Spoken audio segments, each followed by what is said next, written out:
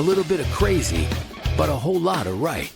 You're listening to the Average Joe Podcast with Damon Gilbert. Oh, shoot. Greetings, everybody. I can't get the visual out of my mind of Trump calling the Iranians kooks. I'm sorry, I just can't. Every time I think of it, I have to laugh out loud. I don't know if you saw that, but that's not what we're going to talk about today. But it just keeps popping up in my head. So thanks for joining me. Pull up a chair. We're gonna work our way through this. I wanted to play this clip from CNN about Cuba and one of the interviews that went on, because as you're well aware, or if you're not, I'll bring you up to date. Cuba is experiencing some major blackouts. I mean, the entire island went dark the other day, and it's basically in response to the fact that the United States has, basically has an embargo against them with Venezuelan oil, and they can't get energy. They can't. And Venezuela and Iran were the two places where they got it. Normally at discounted prices, by the way, because they are a communist state, and communism never works. It has never worked. No one can give me an example of communism ever working in the United States. It just doesn't. I mean, and not in the world, not in the United States. God, I think I've had a stroke. But anyway, it just doesn't work. It's proven time and time again that socialism and communism, if you have no incentive to do better, will always fail, and it does. But I wanted you to listen to this because it's priceless. Some of the stuff, not only the commentator says, but the guest is being interviewed. I want you to hear this. So let's. I'm going to add this, and we'll listen to this. This is pretty interesting. Let's see if I can get this to start right quick. Whoops, I apologize. I got to go over here and start it. Move my glass here. Okay, here we go. Power is slowly returning to Cuba after yet another nationwide grid collapse. But as of Tuesday, only about 2/3 of the nation is actually still without electricity. Officials are investigating. Now, you'll notice what he said there. He said that it's returning to Cuba. Returning, but 2/3 of the island is still in the dark. That's not much to brag about, but nonetheless. Getting what caused the latest blackout. Cuba's ongoing energy crisis worsened dramatically in January, and this after U.S. sanctions cut the island off from its top oil suppliers. Oh, yeah. The U.S. says that the pressure is intended to force Cuba's government to allow more foreign investments into its political system. Speaking at the United Nations on Tuesday, Cuba's foreign minister accused the United States government of violating human rights. The blockade asphyxiates and kills silently. Paying attention to this ruthless crime is also a responsibility of the United Nations. The US government, and in particular its State Department, is spreading the lie that the blockade is not aimed against the Cuban people, but only against the government. Yeah, that's right. It is. What is so hard to understand about this? He's claiming that the United States is committing war crimes against the people of Cuba. Listen to this. I love how they justify this. Well, ask the people of Cuba whether or not they are suffering because of the blockade. You may even want to ask diplomats, correspondents, and other foreign citizens living in Cuba. All right, let's bring in Brett Bruin. He's the president of the Global Situation Room and also a former State Department official. Brett, thank you so much for... Former State Department official under the Biden administration, by the way. Okay. So what do you think he's going to have to say? This is interesting. Joining me. Great to be with you, Paul. It's great to be with you. So tell us about the significance of this Cuba debate that happened on Tuesday at the UN General Assembly, but perhaps most importantly, what this means going forward with this effective U.S. blockade of Cuba's fuel shipments. Well, let's start with the fact that it shows increasing U.S. isolation on the most important world stage. We really do find ourselves estranged from traditional allies, even those that have been willing to abstain in some of these kind of votes. And it just piles on pressure, not so much on Havana, but here in Washington. Oh, please. What, are you kidding me? You really think Trump gives a rat's ass? Do you? Do you, buddy? What's her name? Brett Brune. Yeah. Brett, do you think really that Trump gives a royal rat's ass? What you think? I mean, I know you got to listen to the opposing side occasionally just to see where they're coming from, but they just never give up. They never give up. He's going to try and blame this on the Trump administration.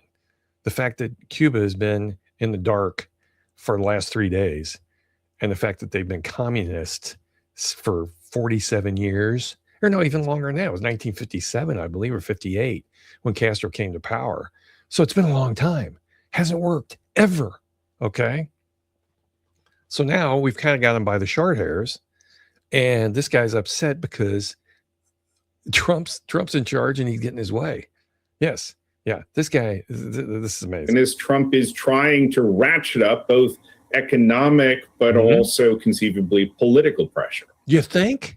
God, you're a genius. There were also some heated moments, though, during that debate, according to the UN. Cuba's foreign minister repeatedly pounding his desk, objecting to what he was hearing from the U.S. In fact, I want to read for our viewers some of the U.S. ambassador to the UN's remarks. Mike Waltz, referring to that latest blackout we saw this week on the island, saying, this is sadly nothing new. Families once again wondering whether their food will spoil, whether hospitals will have power. And then he goes on to write, somehow, conveniently, there always seems to be enough power for the regime. Of course there is. In your view, Brett, that's communism at its finest. Don't they get this? What part are you missing? What part of this are you not getting, guys? Because that's how communism works. That's how socialism works. That's how Castro operated. That's how his brother operated. That's how his grandson is operating. Screw the middle class. Well, screw everybody except the elite. Yeah. Kind of like Manami is in New York City. You all need to turn your thermostats up to 78 for, to save electricity so we don't go in the dark. But then you go into City Hall and the temperature is at 72 degrees. That's the way it works. I know that's a smaller example, but it's an example nonetheless of the way communists think and socialists think. It is. Of course, the elite are going to have everything they need. That's the way it works. So when he says something like this, this guy, how these people get on CNN is beyond me. I really don't know. He's obviously a he's obviously a Democrat or a progressive. He doesn't like Trump, and he's trying to spin this narrative that somehow or other Trump's going after the Cuban people. That's not accurate, and we all know it. Is much of the suffering on the island, does it fall on the Cuban government, or is it shared with the U.S. government? Well, it's an interesting tactic that Ambassador Waltz is trying to use. He's essentially flipping the script and saying it's not so much. No, he's actually telling the truth. He's looking at it from someone who has a little bit of common sense and doesn't have an agenda. That's what he's doing. He's saying the regime is at fault here. That's why your families are in the dark. That's why. He's exactly right. There's no getting around it. If they would just open up their economy, do some negotiating with the United States, step away from this communist path that is obviously a dead end. If you would do that, we wouldn't have this issue. Now, would we? What would be the easiest way to solve this? What would be the easiest way to solve this problem? To negotiate with the United States and maybe move into the Western world, in the Western Hemisphere. It'd be the way to go. Our embargo on the island as it is the embargo of the regime in Havana. I don't think you're necessarily going to win that, especially with skeptical foreign countries. However, it is an attempt to try and highlight some of the inequity in how, whether it's electricity or other benefits, resources are used in Cuba. Ultimately, however, we're dealing with a massive humanitarian situation. It doesn't help that the Trump administration got rid of USAID and a lot of our humanitarian programs, and then putting in. Okay. All right. Back it up here. Back it up. USAID, that was the biggest con of all time. This guy's he's trying to convince the people of America, the CNN crowd, of course, and they'll applaud this. Believe me, they will. USAID, it was nothing but a scam. That's all it was. Every program that they eliminated was a scam. That's why they're upset. Their money's not rolling in anymore. And if you think USAID would have changed this outcome, you're out of your mind. There's no way. This guy's completely wrong. Completely wrong. This blockade just exacerbates the situation. I think it is going to increase calls from around the world for the U.S. to seek some resolution to this. Well, I agree with that. But that doesn't mean kissing their ass. Okay. He wants communism eliminated from the Western Hemisphere. That's what Trump's after. This island is 90 miles off the coast of Florida. And it's a completely blocked economy. You get what, 3-4 million people live down there that are dying for Western products, dying for access to the Western world. And what are we doing? We're standing firm. You know, the Cuban government is standing firm. They're going to let their people starve to death and then complain to the UN. That's what they're going to do. And they got nitwits like this moron, trying to applaud that. It's ridiculous. This guy, oh. We're on Havana's Malecon seawall, and despite the fact that it's a nice night, there's a beautiful sunset happening behind me, there's a lot of concern right now because Cuba is in a nationwide blackout. It has become a fairly regular occurrence here, but even more so. I think it's hilarious. The guy's talking about a blackout, and there's streetlights right behind him. Did you notice that? Is he making this shit up or what? How do you you don't have a nationwide blackout if you've got streetlights behind you? Now that the U.S. has essentially stopped all oil shipments into this island, is preventing countries from selling oil to Cuba, giving oil to Cuba, trying to make this island make economic and political concessions that up until now the government here has resisted. So we've been seeing daily blackouts that stretch already for most of the day. In my neighborhood, we had blackouts that were lasting, 20 hours or more in recent days. It's very hard to live under those. Now, again, I'm not trying to, split hairs here, but you look at that building behind you. That's not a blackout, as far as I know. Somebody's got electricity somewhere.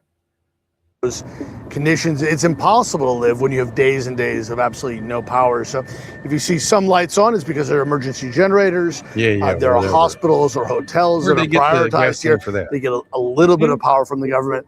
Some people have generators, but of course they don't have fuel for those generators. Exactly. Other people increasingly have solar panels and batteries, but those are really things that most Cubans can't hope to afford. It's still very hard to bring those items in. And so the concern is, if this goes on for days. How'd you like to live 20 hours per day without electricity? How'd you like to do that? I mean, for instance, we had our electricity go out here at the house Sunday, I believe it was, for about 2.5 hours. And it was really inconvenient. I mean, I've got generators and stuff like that, but it is inconvenient to say the least. I feel for these people. I do. But just because you feel for someone and you can identify with them does not mean that you just bend over and take it from a communist regime that has absolutely no business operating in the Western Hemisphere in the first place. This they're going to go down. The Cuban people will eventually have had enough of this. Okay, I predict in 10 years they'll open that market up. They're going to have to. Are there going to be some concessions? Possibly. I say you round up all the Castros and throw them in jail. At least the old man. I mean, he's guilty of, you want to talk about crimes against humanity. Worst thing that ever happened to Cuba was when Castro came into power. It's been that way ever since. People in Florida hate this guy. They hate the Castro regime. People in Florida, I tell you what, if Trump pulls this off, Republican will never lose in Florida again. They won't. There's too many expatriates down in Florida from Cuba who absolutely despise that regime and still do to this day. And I don't blame them. You know, in the 1950s, this was the place to go. This was like Cuba in the 1950s, late 40s and early, and through the 50s was, it was kind of like Monaco, the Monaco of the Western world. It was a place where the elite went. Politicians went down there. It was like the Vegas. And then Castro came into power, said that communism is the way to go. Socialism, everybody has the same. Unbelievable restrictions on the public. And he took over, and he's been in power ever since. And they're trying to defend that. And I think that's like so has sad. happened previously. The people's food will begin to spoil. We've already seen some anti-government protests, but they've remained pretty small. People are just exhausted by this ongoing crisis. And so even if the power comes back on, it will likely be a couple hours a day at maximum, because this is an island that is running on fumes. The pressure campaign against Cuba has all but broken this island. Just talk to us about what happens to Cuba if this continues, just in terms of the impact on the economy, infrastructure, food shortages, potential protests, social unrest. Your take on that? Zane, I think we're in the end game now. Since the beginning of this year, when the Trump administration announced this blockade on fuel imports into Cuba, the plan was always to get to the Caribbean summer, to these hot months of July and August, Makes when perfect sense. even under good conditions, life in that part of the world can be unbearable, in the hopes, from the Trump administration's perspective, of generating some kind of political change. Here we are. And conditions on the island, according to accounts from your correspondent, from Patrick, and from others, has become exceptionally difficult, not just because of the inconvenience of not having electricity, but the effect that it has on things like surgeries in hospitals and the amount of food that is available. Yeah, no shit, Sherlock.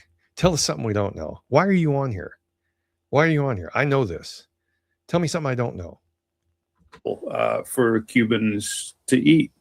The question now is whether that will, or whether it even can, result in some kind of political change. Jesus H. Christ! Of course it's going to. Unless we kiss their ass and we do exactly what you're wanting us to do. Yeah, it's going to cause change. It's going to. Yeah, this guy. How do these people get these jobs? For the love of God, he's not exactly a Brad Pitt. You know what I'm saying? Looks like he combed what he's got left of his hair with a rake. I mean, what is this?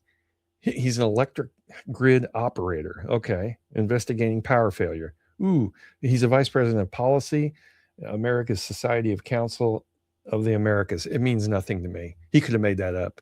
How do these people get in these positions?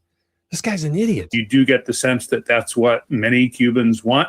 But look, the Cubans are absolute experts in keeping the population of the island under their thumb. They've been doing it for 67 years. And I think for many of us, we're waiting to see some kind of change, but it's not clear that it will happen. Well, Cuba. How do you figure it's not going to happen? How do you figure that? Unless you give in at this point. It's going to happen. They have no choice.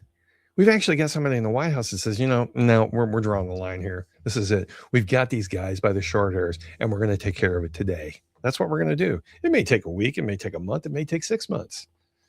But at some point, unless you want to go back to living in caves, right? Rubbing two sticks together, using a magnifying glass to start a fire. This is going to change this. This is exactly what's needed to happen for 67 years, as he put it.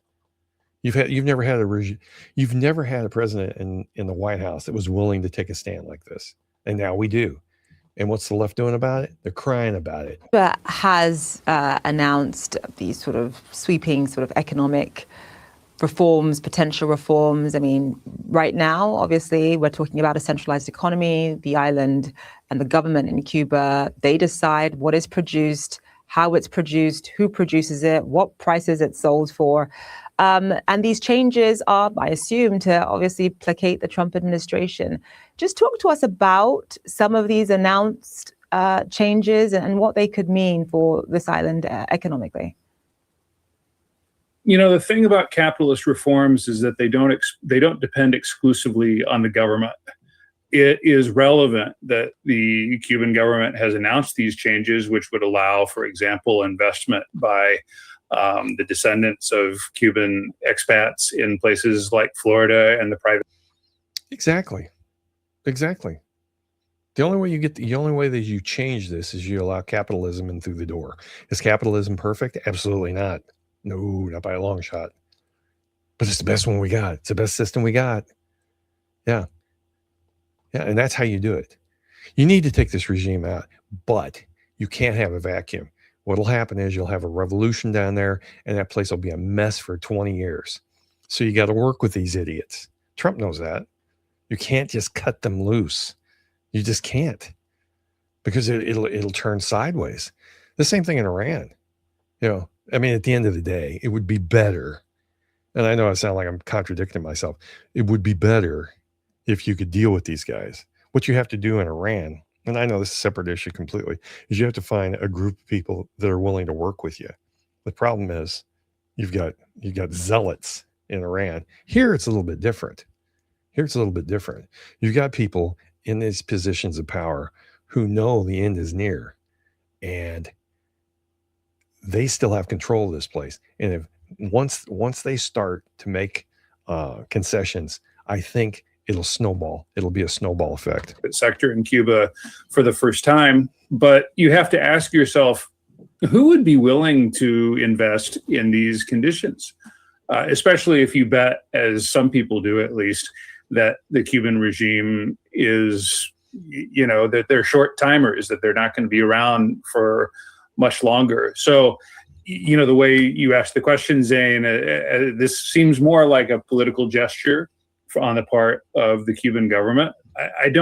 No one really senses that it's going to be enough to placate the Trump administration and Secretary of State Marco Rubio, who, of course, has been dedicated to the prospect of political change in Cuba for much of his career, coming from politics in South Florida, where this has been an issue for so long. So, no, I mean, the feeling that I hear from people in the private sector here in the United States is that this is just these measures really just show a Cuban government that's grasping at straws, trying to do dramatic things in the hope that it can survive. Yeah, well, it's not going to. What they need to do right now, what they need to do right now is make a giant gesture to the Trump administration and say, okay, we were wrong. We want to work with you. We want to make sure that everybody lands on their feet here in Cuba. We want to make sure that we have the possibility. We've got more shoreline than all of California does. You tell me that wouldn't be an absolute great place for the tourist industry, for the hospitality industry. They can make money. If the Castros played this right, the grandson, if he played this right, he could come out smelling like a rose and looking like a hero. Now, is this guy right? To some degree, I think he probably is. They are trying to placate him. They're thinking that, the Trump administration will get along with him if they make just minute changes. They're not going to do that. Trump's not going to do that. I know exactly what Trump wants. He wants this place to look like Monaco, in Europe. He wants it to be like a Vegas. He wants it to be, economically viable, to become a player in the Western Hemisphere. That's what he wants. And he wants these people, the people of Cuba, to be able to decide their own destiny. Now, he's going to, at some point, ask for free elections down there. I don't know when that's going to come, but he's going to. He's going to. And he's got them right where he wants them. That's why he's not even talking about it. He's like, I don't need to talk about this. This is going to play out exactly the way I wanted it to. They have no choice.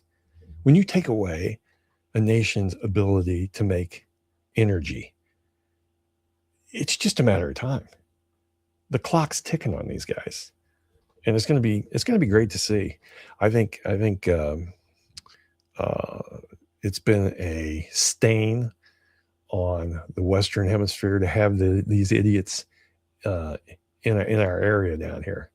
I mean, seriously, 90 miles off the coast of Florida, and you've got a regime that's holding on by a thread. I think it's a great thing, and I feel for the Cuban people, but they've been through a lot worse. They really have. They've been through a lot worse. They'll survive this, and I think they'll come out on the other side much better off than they are today. So that's all I got today, folks. And again, as I've said before, and I'll say it again, everyone's entitled to my opinion. So you just keep coming back. If you would, subscribe and like this video, and we'll talk again later. Peace out.